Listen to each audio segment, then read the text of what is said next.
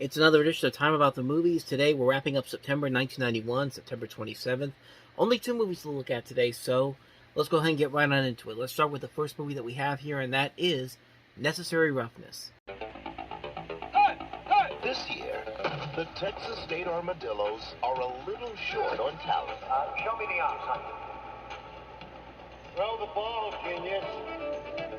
How about that? He stinks at two sports. But Coach Riggs thinks he knows where to find it.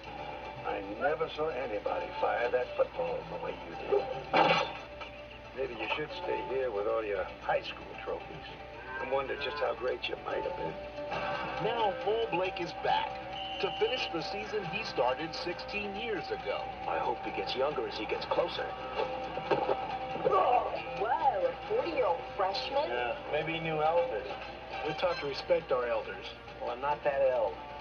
Trying to win with raw talent won't be easy. Again! Because this is as raw as it gets. Once more! Come on now! That's better. Will be the laughing stock of college football. Blow the whistle! Blow the whistle! What do you think we are now? It has to be your team. Hey, come on, you don't want to mess with us. We're nobody. I want someone to be their leader, not to leave them behind. This Armadillo team is on a roll after last week's non-loss.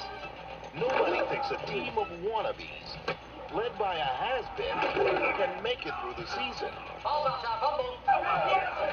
Fumble-aya. You guys got a hell of a lot of energy left considering we lost by 40 points. Fumble-rooski. But the Armadillos are taking it one game at a time. That's what happened to wrestling, man. Women take over the sport, man. What we need to do is get crazy. We need to get wild. We need to... Hey, little doggy, you about to get fixed.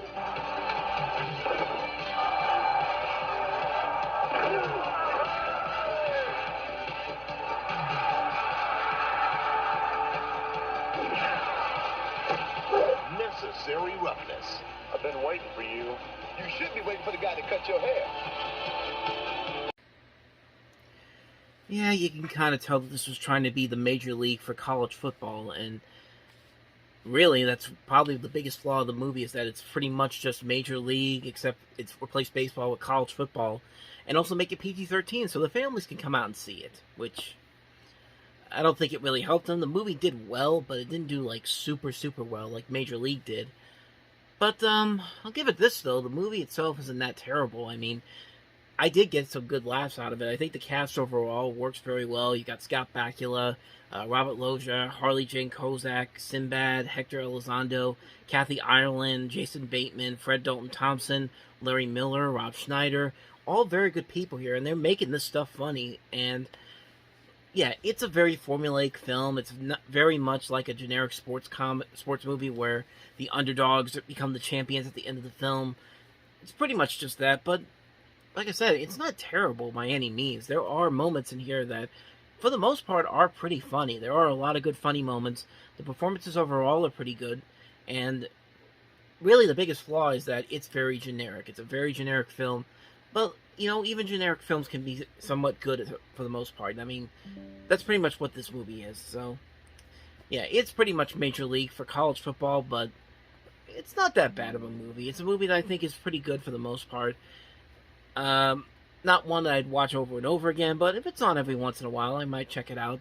I'll definitely check it out, but yeah, overall, a good movie. Not a great one overall, but I don't know. I kind of enjoyed it for what it was, so that's my thoughts on Necessary Roughness. Now, with that said, let's go ahead and move on to the second movie, and that is Goldie Hawn in the thriller Deceived. Adrian Davis enjoyed her work, Why would anyone ever want to cover these little guys up? loved her husband, I don't know what I'd do without you. You'd think of something. adored her child. How you doing, honey? Good. She thought her life was perfect. I love And I love you. Until a coincidence made her wonder. you. You know, the weirdest thing happened to me yesterday. I was with Charlotte at the Chesterfield Hotel, and she told me that she could have sworn she saw you go into the lounge lounge there. Now there are questions she can't answer. You didn't go to Boston, did you? Suddenly I'm a liar. Mysteries she can't solve. They discovered a fake necklace At the museum. We traced the forgery to a jeweler in Stuttgart who said the necklace was made for a guy by the name of Daniel Sherman. Evidence she can't deny. You had his business card. I found it in your suit pocket. What else am I lying about, Adrian? What else? Suspicions she can't escape. The man with the social security number that your husband claimed was his died 16 years ago. Until there's only one thing she's sure of. I don't know who you are. Yes, you do. I'm your husband. Nothing is what it seems. Now we're all fair game. I'm going to ask the police to reinvestigate Jack's death. This complicates everything. We don't know who your husband was. Who knows anybody else, really? You know what I'm thinking? What? How lucky I am. Goldie Hawn. John Hurd. Deceived. Yet another movie that's been there, done that, except the difference with this movie compared to Necessary Roughness, while that movie had some good moments to it, this movie does not. I mean, man, this is a rough movie. I mean, it's one of Goldie Hawn's rare non-comedic roles that she did, because most of her roles that she was in were mostly comedic roles. A dramatic role here or there, but never anything like this. And really, the movie just suffers because this is literally a really generic premise and plot that we've seen done over and over and over again. We've had so many movies this particular year that did similar stories like this one, and it wouldn't stop from there. We continue into the next year in '92 with a couple of films: Hand Rocks the Cradle, Single White Female. These type of movies where where this person you've been trusting this whole time turns out to be someone that they aren't supposed to be. There have been much better movies like this. I mean, Betrayed, which actually has John Hurt in that movie, was a much better movie than this movie is. I mean, it also doesn't help that Goldie Hawn really doesn't feel like she's trying to take this role very seriously. I think she's just playing this in just a generic form. Like, it's a very generic performance that you're supposed to have these emotions. You're supposed to be this type of person. Like, nobody in here really has that feel of a person that you can actually believe in that would be realistic. But yeah, it's just not here in this movie, and it's a shame because one of the writers on this is Bruce Joe Rubin, who also did Ghost and Jacob's Ladder. You know it's bad when you have to change your pen name from your original name to another name in particular. It wasn't Alan Smithy, but this time it was Derek Saunders. Even the other writer, Mary Agnes Donahue, which we actually looked at a movie from hers from last week, which was Paradise. She wanted her name off of this.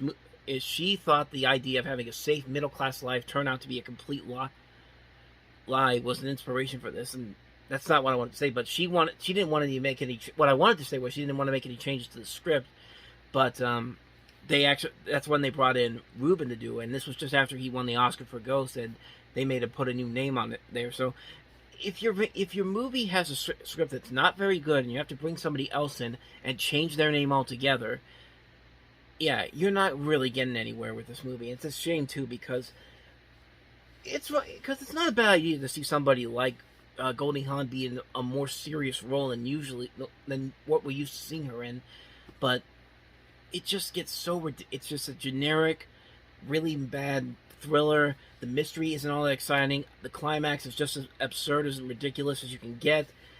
It's a bad movie. It's a really bad movie all around. It's a shame because there was some potential there, but like I said, if your script isn't that good enough to begin with, it's not going to work all together. No matter how much you try, no matter how many people you get involved in it, but it's just not going to work. So there you go. That's my thoughts on Deceived. And so on that note, we wrap up another edition of Time About the Movies. Next time, we'll jump into October 1991 with 9 movies. I think that's probably the most we've done so far, except for maybe the leftover episodes, but this is a big week next week, and you'd think there'd be something good there, but I don't know. We've got Denzel Washington and John Lithgow and Ricochet. That's something. Joe Pesci and the Super. Maybe we can do something with that. Hulk Hogan and Christopher Lloyd in Suburban Commando. We can get something out of that at least. Shout, The Rapture, Horror, The Man in the Moon, Stepping Out with Liza Minnelli, and 21. So, I don't know. We'll have a lot of movies to look at, but it could be a very short episode regardless, because most of those movies I've never seen or have no idea what they are. But we'll take a look at them the next time around. With that said, though, thank you so much for watching, and if you want to see more videos like this, check out the playlist on the next page, check out the previous episode, and I will see you folks tomorrow for another new episode. So thank you for watching. I'll see you guys tomorrow, and until then, take care.